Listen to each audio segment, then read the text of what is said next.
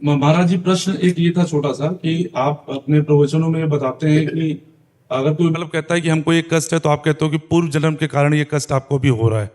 आज मैं आपका प्रवचन सुन रहा था, मैं आया तो मैं आपके प्रवचन सुनता रहता हूँ, बहुत अच्छा लगता है और उससे मुझे बड़ा इंस्पिरेशन भी मिलता है। आज लेकिन सर मेरा कुछ पता नहीं, सौभाग्यता दुर्भाग्यता, आज आपने 1 घंटा नरक पे ही बोला।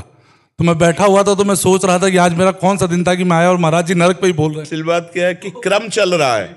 अभी कल तक चला था अन्य लोगों का नीचे के, और फिर परसों चला था ऊपर के लोगों का, और आज प्रश्न हुआ नर्क का।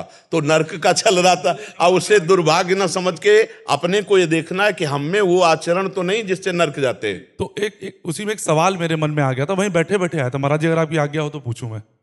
सवाल ये था कि आप ये कहते हो कि जैसे किसी ने कहा कि मुझे कष्ट है, तो आप कहते हो कि ये पूर्व जन्म के कारण है, आप इस जन्म में अपना नाम जपिए तो ठीक हो जाएगा। यही होता है मूल, मैंने जो सुना है। लेकिन जो नरक वाली बात सुनी तब एक कन्फ्यूजन ये हुआ कि मृत्यु के बाद अगर हम नरक जा ही रहे हैं और वहां पर हमको वो यातनाएं दी ही जा रही हैं, तो इसका मतलब है कि हमको तो दंड मिल ही रहा है। नहीं, अगर नाम जप करते हो तो नहीं, उसके आगे आप सुनना। जी। अगर आज का सुना है, अगर आप कल कृपा करके रुको, तो परीक्षित जी यही प्रश्न करते हैं कि किसी न किसी व्यक्ति से शुभ और अशुभ कर्म बनी जाता है परमहंस जी से, तो क्या सबको नरक जाना पड़ता है? तो उनका नहीं। जो यहां अपने कर्म का प्रायश्चित कर लेता है, जैसे हम कहते हैं कि नाम जप करो, जैसे कोई कहता है हमसे बहुत पाप हो गए, अब मुझे बचा लो, तो हम कहते हैं भगवान की शरण में आओ और नाम जप करो, ये सब नष्ट हो जाएगा।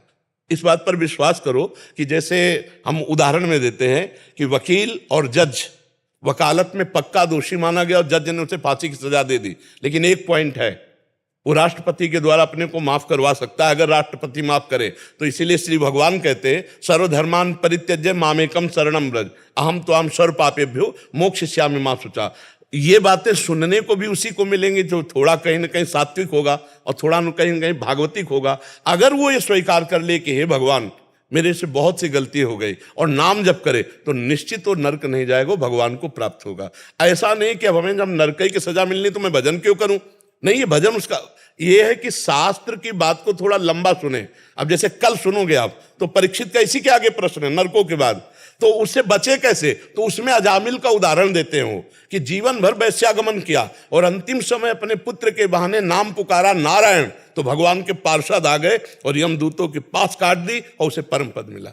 आप समझ पा रहे? तो महाराज जी तब तो एक चीज तो ठीक होगी, कम से कम अगला सवाल जो मैंने आपसे पूछा वो परीक्षित जी का भी अगला सवाल था जी। तो एक संयोग का सवाल, मैं सही ट्रैक पे हूँ। हाँ बिल्कुल, परीक्षित जी का सवाल पूछ रहा हूँ तो सही ट्रैक पे हूँ। अच्छा, परीक्षित का मतलब समझते हो? वो चक्रवर्ती राजा हैं, वो प्रजा के कोई भी संशय को वो अपने में लाकर पूछ रहे कि आगे आप परमहंस बोल रहे हो, आगे कोई प्रजा हमारी प्रश्न करे तो हम उस प्रश्न को पहले करके आप जैसे महापुरुष से उत्तर निकलवा लेते हैं। तो वो पहले से ही लिखा हुआ है, जैसे आपके मन में प्रश्न आया ना, ऐसे परीक्षित जी ने प्रश्न किया। तो अच्छा, कहीं ना कहीं आप भगवान के हो, कहीं ना कहीं धर्म का आश्रय लिए हो, नहीं यहाँ काहे को आते, तो आपकी भी गति चलेगी तो धर्म की तरफ ही, ऐसा तो नहीं कि अधर्म की तरफ चलेगी। हाँ जरूर एक अलग स्वभाव होता है, एक होता है अंधविश्वास करके मान करके चल देना, और एक होता है थोड़ा ठोक बजा करके देखना।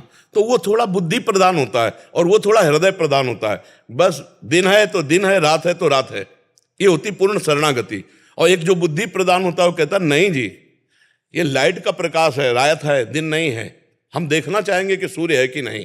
और एक होता है कि भगवान आपने कह दिया, उसे शरणागति कहते हैं। शायद अभी बुद्धि के हिसाब से थोड़ा ज्यादा चल रहा हूँ, हो सकता है कि वो शरणा वाली आ जाओगे। वो जब फिसलेगी बुद्धि ना, तो शरण में आ जाएगी, क्योंकि धर्म में है। अधर्ममय बुद्धि तो अधर्म की तरफ भागती, धर्ममय फिसलेगी तो भगवान ही धर्म स्वरूप है, वो भगवान संभाल लेते। आपको सुनते रहते हैं तो बहुत जिज्ञासा। पहले इस बात का समाधान पाइए। आपने पूछा कि पूर्व जन्म का जो कर्म है वो आप कहते हो नाम जप करो तो नष्ट, आपको समाधान है इस बात का? समझा दिया सर। हाँ, इसको और समझना है कि जैसे बालक जो है माँ के गर्भ से निकलता है, उसकी एक आंख खराब होती है। क्यों खराब होती है? सबको 2 आंख दी, उसकी एक आंख, तो पूर्व में उसका कोई कर्म है ना।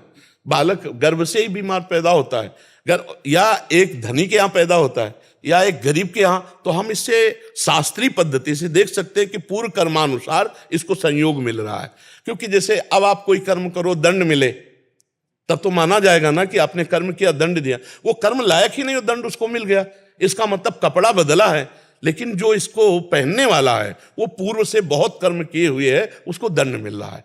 जैसे जेल की वर्दी अलग मिलती है ना, ऐसे ही कर्म भोग की, शरीर की अलग अलग। कोई बहुत धनी परिवार में जन्मा, कोई निर्धन परिवार में, कोई बहुत बुद्धि वाला, कोई मंद बुद्धि वाला। तो इन सब लक्षणों से लगता है पूर्व जन्म का कर्म परिणाम ही जीव के शरीर आदि और सुख संविधान को रचता है। अब इस जन्म में हम पशु थोड़ी कि पूर्व के कर्मों को भोगते रह जाए। अब हम ऐसे नवीन कर्मों का अनुष्ठान करेंगे, भागवतिक कर्मों का, जिससे पुराने कर्मों को विध्वंस करके हम भगवत प्राप्ति करें, हम महान स्थिति को प्राप्त हो, क्योंकि महान परमात्मा के अंश है। प्रायः उपदेश का यही स्वरूप रहता है जो आपको बताया है।